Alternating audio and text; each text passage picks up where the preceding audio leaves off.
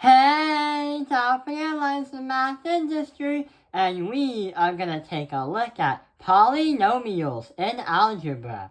So we have entered a new unit, and what we're gonna do is enhance our math vocabulary as well as its math skills. So in the past, we've been doing equations like y equals mx plus b, right? But we've also been doing quadratics where we say ax squared plus bx plus c. Right. But we've also been doing factoring just like these, where we say x minus 4 and x plus 4. Okay. But there's actually some bigger equations that are called polynomials. And when I mean bigger, I mean this big. And you might be thinking, well, how am I supposed to do all that? Because it's so big. Well, what we're not going to do is try to solve it. What we are going to do is try to learn how to describe it, name it, and how to understand it.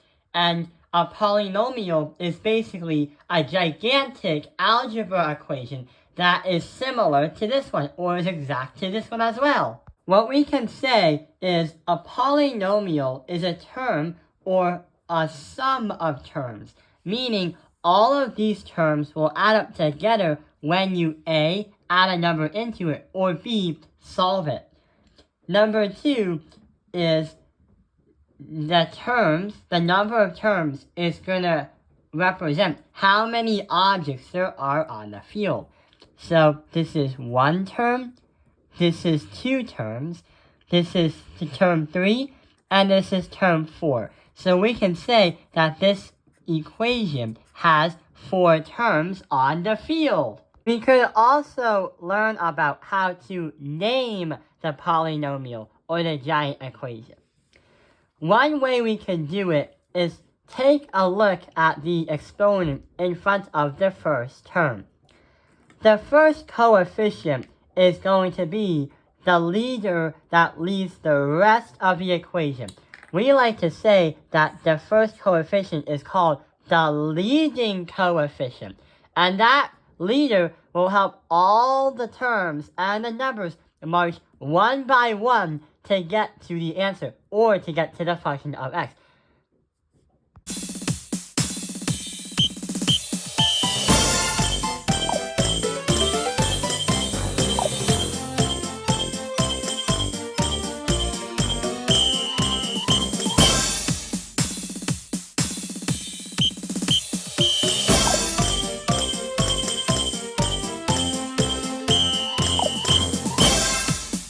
Math goes marching one by one, hurrah, hurrah. But if you take a look at the number 3, for example, the exponent, that is going to determine the first part of the polynomial's name, as well as how many answers there are altogether, if you ever try to factor this out and actually try to graph it. So, the name of this is going to be a third degree cubic polynomial. So that is going to be the name of this giant equation. But there is something that we might have to warn about. Sometimes, whatever you put into a polynomial isn't actually a polynomial at all. There are some specifications that make an equation not a polynomial. So here's the rule sheet. The cans and the cannots. A polynomial must have whole numbers as in the equation. It also must have coefficients that are also whole numbers, that are real. You can't have decimals, you can't have fractions. The whole numbers also must be inserted into the exponents. But what it cannot have is negative exponents, fractions as exponents, and square roots.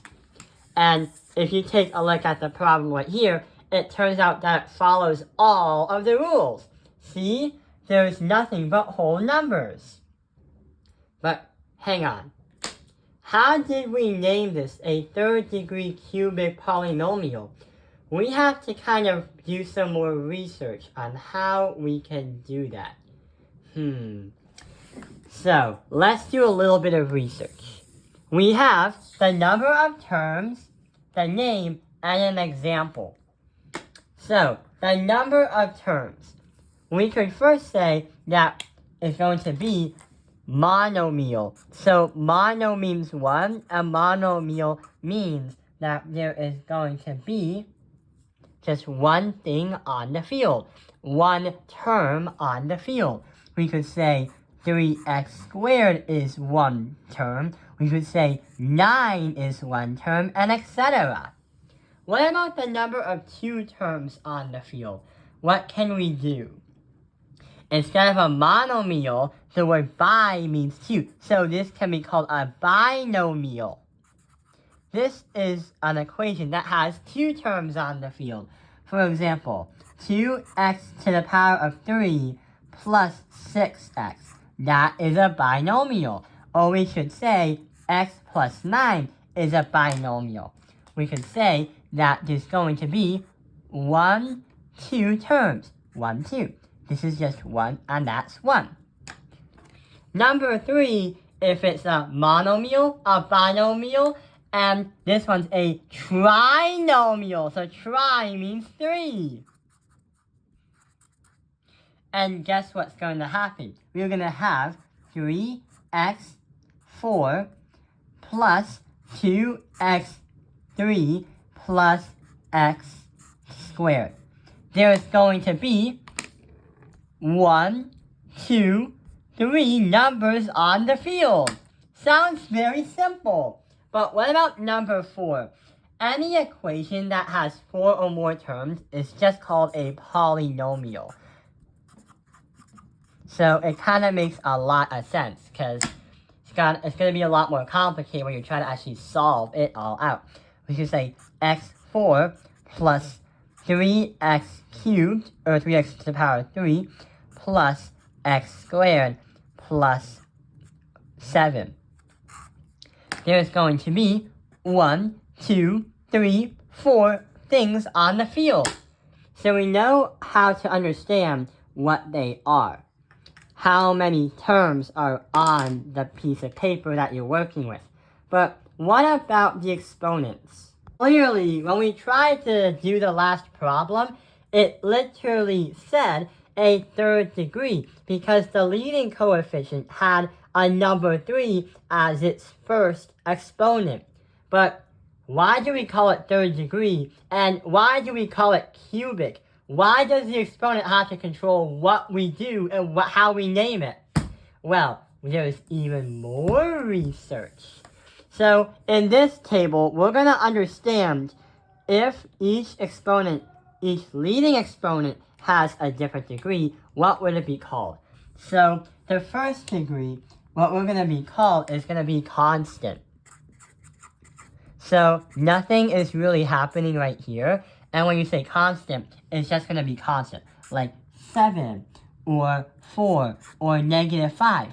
There's no variables because that would indicate some kind of slope or some kind of curve thingy on a graph. So constants don't really have any fun about that.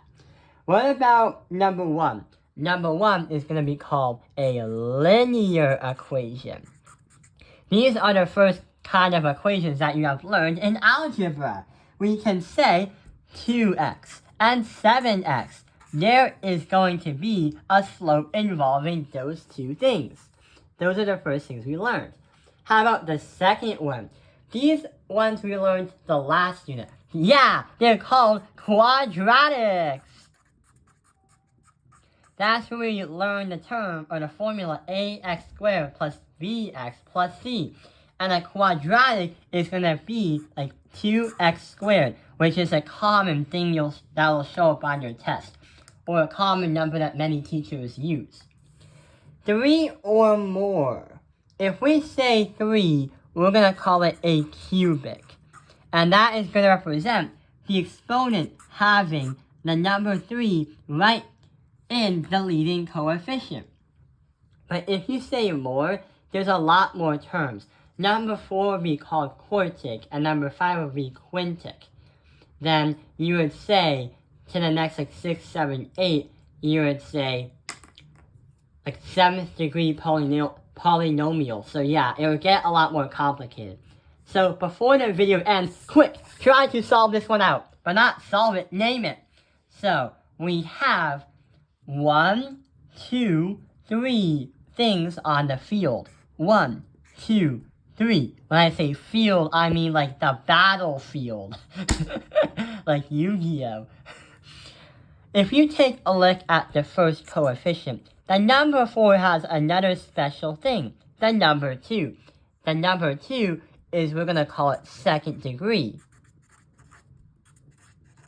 And not only that, since we have 1, 2, 3, we are going to say that it's going to be a quadratic trinomial. Because the name of quadratic comes from the number 2 of the first thing on the field, the first leading coefficient. And the trinomial represents that there's 1, 2, 3 objects on the field. So, yeah! Right there! My monsters effect activates! Go! Direct attack!